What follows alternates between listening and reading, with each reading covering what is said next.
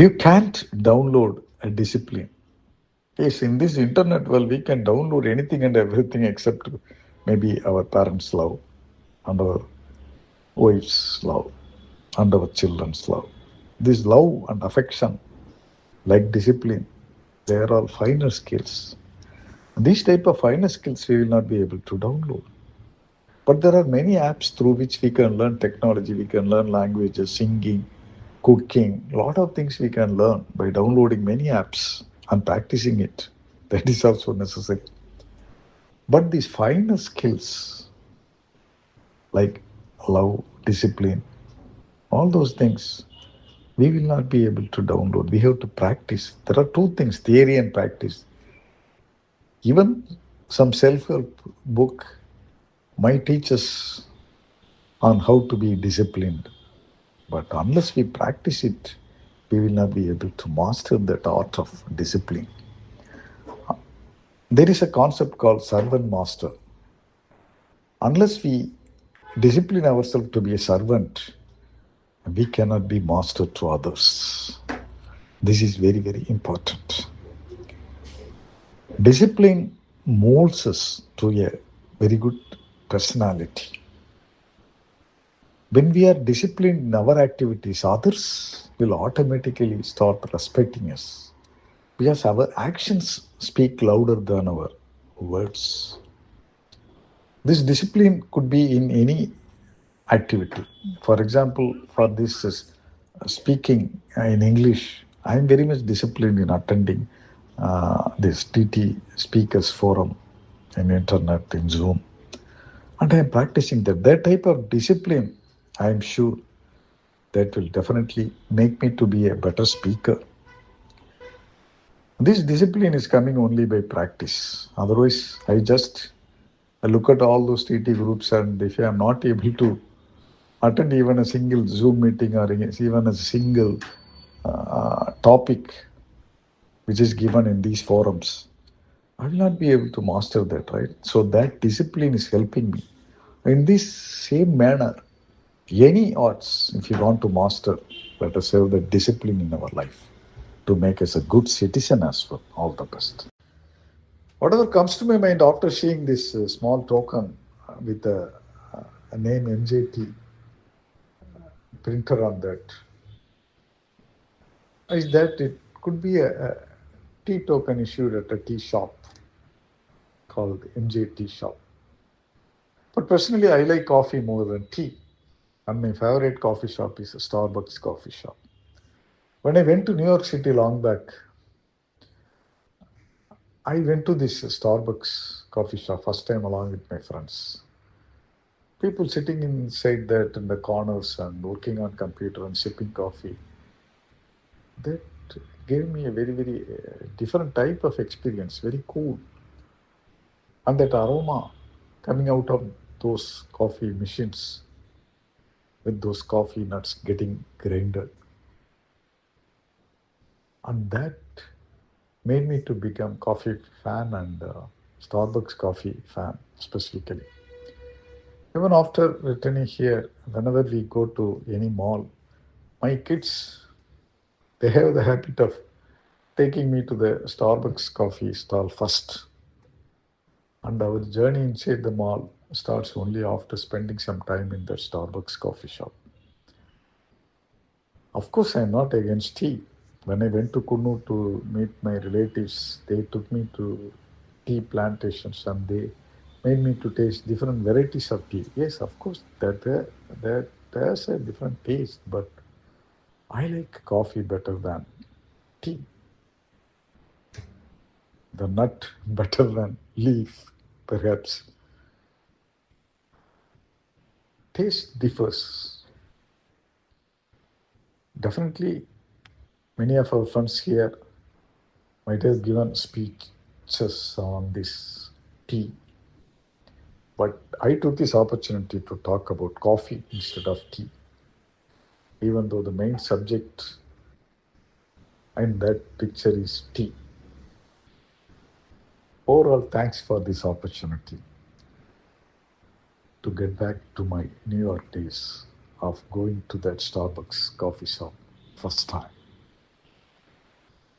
My coffee craze continues and it will continue. Thank you. When silence speaks louder than applause, applauses are explicit appreciations. Sometimes even silence also is a sort of appreciation, but they are implicit appreciations. We generally get applauses from our friends and relatives who expressly express their appreciation.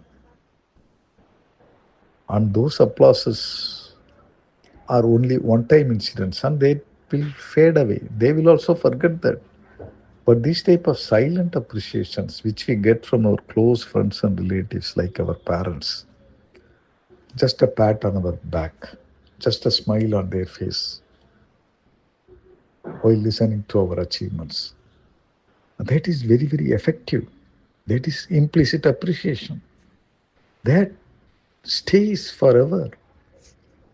But they don't want to express it openly because they don't want to put a sort of headweight on us. Maybe they might think like that. If he expressly appreciate this guy, he might lose his appetite for success and his efforts might also become slow.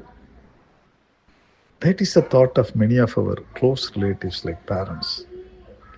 But that doesn't mean that they are not appreciating. They are really great appreciators. That is the place where the silence speaks the applauses. If we are mature enough to understand their silent appreciations, then definitely we can feel thankful to them and we will work hard and harder to make them even more happy. And one time may come that they might also appreciate us expressly with their applause. But that is a long awaited applause, not those usual applauses we get quite frequently just for small, small achievements. Hence, let us know that silence also sometimes speaks louder than applause, but we need to identify those silence and appreciate those people who gives that implicit appreciations through silence. All the best. Just make it exist first. You can make it good later. Yes. First of all, we have to put the seed. It will blossom after some time and it will give beautiful flowers or very, very useful grains. That will happen after some time. But first of all, we have to understand that we have some talent in us relating to our goal. Here again, understanding our goal is all the more important. We should not build castles in the air. We have to do thorough analysis of our own skills and identify our goal. If we do that, then definitely that existence will get embedded into our mind. And then we have to nurture it. That is also important. Unless you nurture the plant, it will decay. That comes at a later stage. But let us have belief in our own self. Let us have that consistency and continuity. In Toastmasters, we have these table topic forums where we are asked to give impromptu speeches. First of all, we have to identify that impromptu speaking skill is existing in our mind. If we don't believe that, then definitely we will not be able to shine there. The first step is very, very important. Well, beginning is half done. If we have belief in our own self, as we are all doing here in our table topic forum, attempting the topics given by our beloved Toastmaster Hemant every day, this is understanding our own skill relating to impromptu speaking. We know that that skill is existing in us. And by practice, we are slowly improving. We are making it good. That will definitely happen. But believe in yourself, arise, awake, and stop not. All the best. Gratitude over attitude. Attitude decides our altitude. Good attitude will definitely take us to greater heights in our life, in our profession, in our relationship. But it needs to be good attitude. We also have the sayings like, don't show me attitude. That attitude is bad attitude. We have to choose good attitude. This gratitude is also one type of good attitude. We should not forget others who helped us at times of need. That is gratitude. We should always be very thankful to them. People might change, but the one help which we got from that person should never go away from our memory. That is gratitude. In the same way, we should also help others without expecting any gratitude from others. When we get help from others, we need to show that gratitude. But when we give help to others, we should not expect gratitude. That is the good attitude. That type of attitude will definitely make us a very good human being. After all, life is short, make it sweet. How can we make it sweet? Only by maintaining good relationship with others.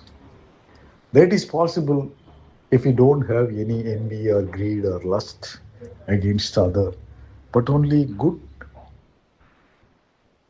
manners of behavior, maintaining good relationship. All these things are very, very necessary for us to maintain that attitude. Let us have that type of attitude, and definitely gratitude is one of the type of good attitude. All the best. Bye.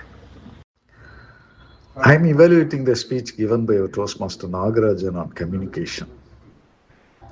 It was really an inspirational speech, giving lot of information relating to communication. Yes, of course, communication is not an one-way traffic. There are two parties to it, speaker and listener, and we have to focus more on the listener. He has brought a lot of good examples and good phrases in English, connecting speaking and talking and thinking before speaking. These type of personal examples definitely add value to the speech, and they also get embedded into our mind because they are all very simple but effective phrases. I like that very much.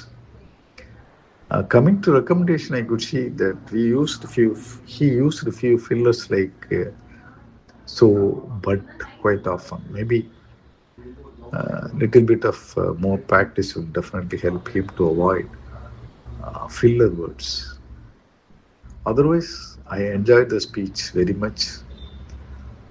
Really, it is a great inspirational, motivational, and informational speech. Thanks a lot, Toastmaster Nagarajan. All the best for your future speeches. This is Nagendra Bharati. Bye. Communications can heal conflicts faster than authority can. Authority can only create another conflict. If we want to eradicate that conflict in full, we have to use proper communication. Conflict arises not because of any lack of intelligence or lack of knowledge. It arises because of lack of understanding.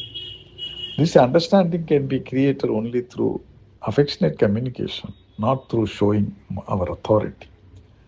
If you are a manager and if you are imposing our authority on that other person, that conflict might have seemed to be gone for that moment, but it will again rise, maybe with more force after some time. Personally, I have experienced that in my personal life as well as in my professional life. Because of our improper understanding we create conflicts. I found out a lot of conflicts with my wife on daily basis because our thought process are definitely different. Each and every person is unique and he has his own or she has her own thought process. Then conflict will be there. But we have to give respect and get respect from others. In the same way, we have to understand others and get that understanding from others. If we adopt that type of approach, then definitely we can resolve all types of conflicts. Sometimes I used to say, I agree to disagree with you, with my wife. She immediately laughs at me and then she forget that. Humor is also a good way of communication to resolve that type of conflicts. After all, we have to shed our the super ego that is in our mind that we are better than others, we are great. If we remove that type of proudness in our mind and if we treat each person as equal, then definitely that type of communication will resolve all type of conflicts and that will also heal conflicts faster than authority. All the best. Your comfort zone will kill you. I like the picture attached with this quote. The king, very comfortable at one place, is getting checked and killed. That is how it happens in life as well. If we feel very comfortable with whatever we are doing, then we will not be able to achieve anything. We have to come out of that comfort zone and try something new. There are so many activities in this world which we have not explored. But a word of caution. First of all, we have to do our SWOT analysis, which I say again and again. Strengths, weaknesses, opportunities, and threats. We have to find out our core skill, and that is the difficult part of it. Once we identify that, then definitely we will try to find out opportunities to improve that. Opportunities will definitely come towards us. If we knock the door will be open. Nowadays, I am seeing that many doors are open for table topic speeches in many groups. It is because we are coming out of our comfort zone and knocking all the doors, and many doors are open. But before that, as I said, we have to understand our own skill. My skill is spoken English. I have tried it in my Toastmasters Club, Chennai Toastmasters Club, and I have completed all my 10 projects in the whole syllabus of our Toastmaster journal. And I have completed few projects in our new pathway scheme. And few years back, I have attempted humorous speech contest as well, and I went up to division level on behalf of Chennai Toastmasters Club. These all happened because I came out of my comfort zone, because I was a very shy guy and I didn't want to self-deprecate myself. I was a serious guy, but these humorous speeches practice made me to come out of that comfort zone, and now I can make fun of myself and I can make others also happy. Because many people will be happy to see that others are self-deprecating himself, right? Hence, comfort zone is actually a discomfort zone for our success. All the best.